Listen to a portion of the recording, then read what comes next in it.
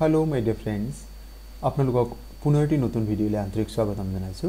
আজিৰ ভিডিঅ'ৰ বিষয়বস্তু অসম চৰকাৰে আয়োজিত প্ৰায় সকলোবোৰ পৰীক্ষাতে যিবিলাক প্ৰশ্ন প্ৰায় দিয়ে দেখা যায় তেনেকুৱা 21টা প্ৰশ্ন ইয়াত সাঙুৰি লোৱা হৈছে।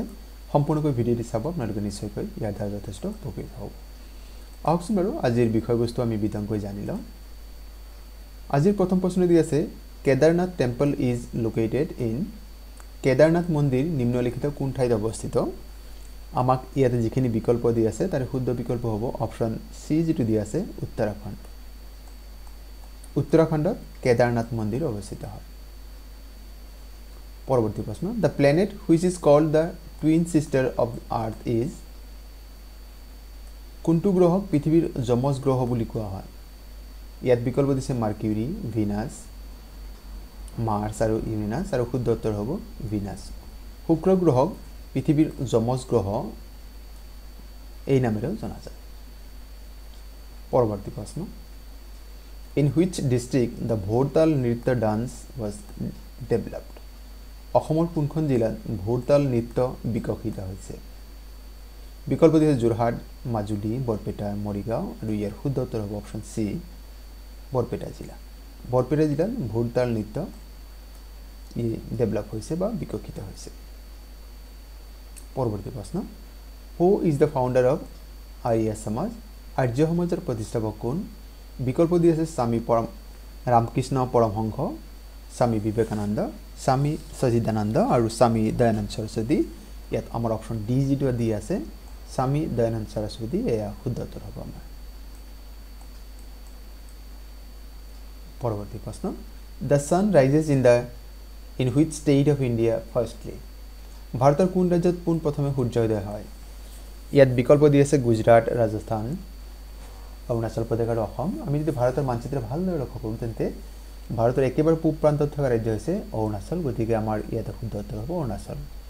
আৰু একেবাৰে পশ্চিম প্ৰান্তৰ ৰাজ্য হৈছে গুজৰাট। সেইবাবে ভাৰতত প্ৰথমে সূৰ্য উদয় হয় অৰুণাচল প্ৰদেশত। অন্য এটা প্ৰশ্ন আমাক কেতিয়াবা দিয়ে, সেইটো বহুত দৰকাৰী প্ৰশ্ন which country is known as the land of rising sun? সূৰ্য উদয়ৰ দেশ বুলি কোনখন দেশক কোৱা হয়? তেতিয়া কিন্তু আমাৰ উত্তৰটো হ'ব জাপান, সূৰ্য উদয়ৰ দেশ।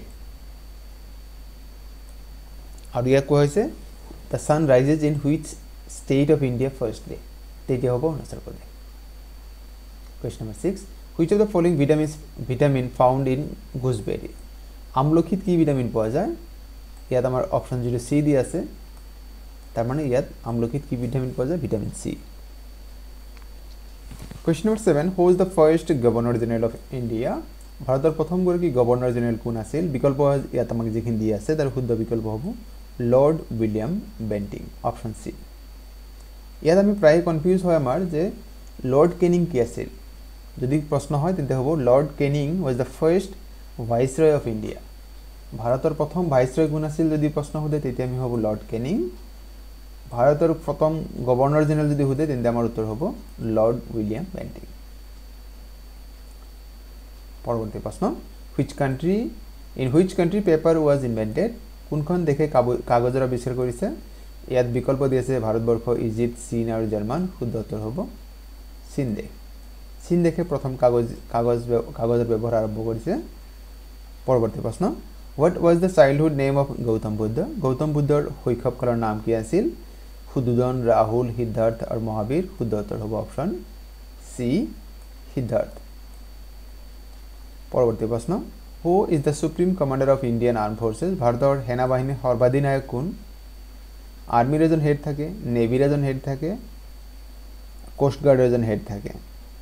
এই তিনিটাৰ উপৰিও এই তিনিটাৰ আকৌ মুৰব্বী কোন? যদি তেনেকুৱা প্ৰশ্ন হয় তেন্তে উত্তৰ হ'ব ভাৰতৰ ৰাষ্ট্ৰপতি। President of India is the supreme commander of the arm forces. পৰৱৰ্তী প্ৰশ্ন Pongal is a famous festival of which Indian state? Pongal ভাৰতৰ কোনখন ৰাজ্যৰ জনপ্ৰিয় উৎসৱ হয়?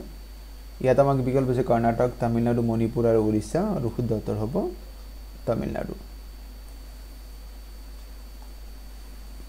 পৰৱৰ্তী প্ৰশ্ন আগবাঢ়িছোঁ on which date Jallianwala Bagh tragedy occurred? Jallianwala Bagh হত্যাকাণ্ড কোন চনত সংঘটিত হৈছিল?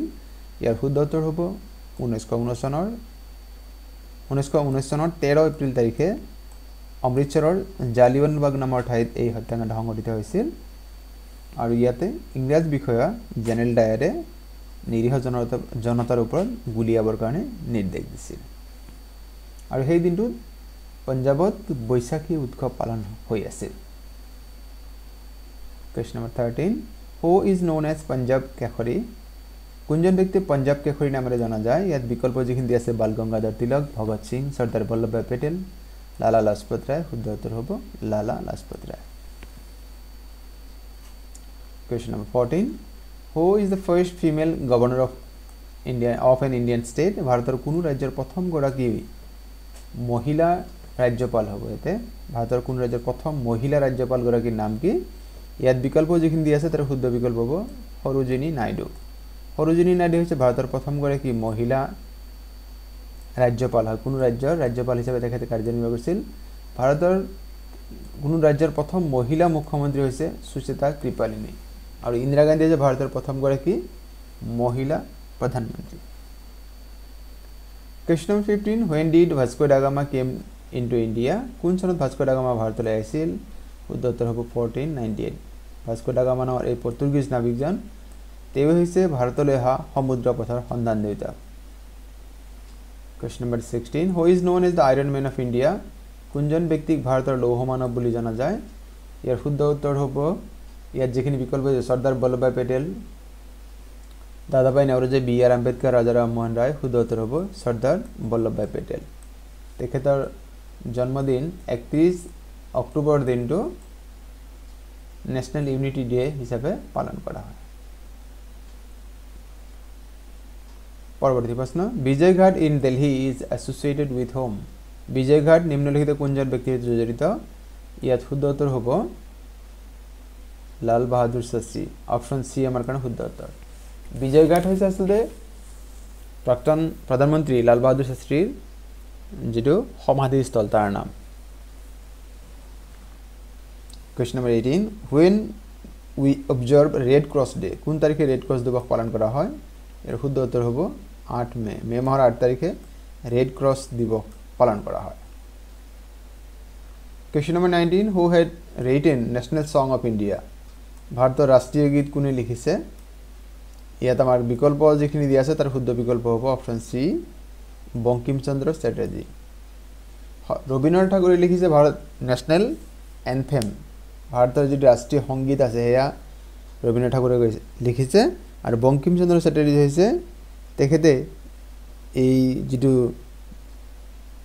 ন্যাশনাল সং হয় তেখেতৰ আনন্দমঠ উপন্যাসত প্ৰকাশ কৰিছিল গতিকে অপশ্যন আমাৰ এতে সি শুদ্ধ উত্তৰ হ'ব Question number 20 Who is the permanent president of the Constituent Assembly ভাৰতৰ সংবিধান সভাৰ স্থায়ী সভাপতি কোন আছিল Jawaharlal Nehru doctor B R Ambedkar Rajendra Prasad আৰু সচিদানন্দ সিনহা ইয়াৰ শুদ্ধ উত্তৰ হ'ব ডক্টৰ ৰাজেন্দ্ৰ প্ৰসাদ আৰু ভাৰতৰ সংবিধান সভাৰ প্ৰথম অধিৱেশনৰ বৈঠকৰ সভাপতি আছিল doctor Sachidananda Sinha Question number 21 আৰু আজিৰ ভিডিঅ'ৰ অন্তিম প্ৰশ্ন Akbar was impressed by which Sikh guru Mughal সম্ৰাট আকবৰ কোনজন শিখ গুৰুৰ দ্বাৰা প্ৰভাৱান্বিত হৈছিল বিকল্প দিছে গুৰু অমৰ দাস গুৰু অৰ্জন দাস এটা অৰ্জনা নহয় অৰ্জন দাস হ'ব গুৰু গোবিন্দ সিং আৰু গুৰু হৰলাল আৰু ইয়াৰ শুদ্ধ উত্তৰ হ'ব অপশ্যন এ গুৰু হৰলাল মোৰ বন্ধু-বান্ধৱীসকল আজিৰ ভিডিঅ'ৰ বিষয়বস্তু ইমানেই আপোনালোকে আজিৰ ভিডিঅ'ৰ বিষয়বস্তু ইয়াৰ উপস্থাপন কেনে পালে কমেণ্ট কৰি জনাবলৈ আশা থাকিল আপোনালোকে এই বিনম্ৰ যদি প্ৰথমবাৰৰ বাবে আমাৰ চেনেলটি চাই আছে চেনেলৰ বিষয়বস্তু ইয়াৰ উপস্থাপন ভাল পাইছে চেনেলটি সাবস্ক্ৰাইব কৰিবলৈ আশা থাকিল আৰু ভিডিঅ'টো লাইক কমেণ্ট আৰু শ্বেয়াৰ কৰিব আৰু আজিৰ ভিডিঅ' সম্পূৰ্ণ কৰি চোৱাৰ বাবে আপোনালোকক জনাইছো অশেষ ধন্যবাদ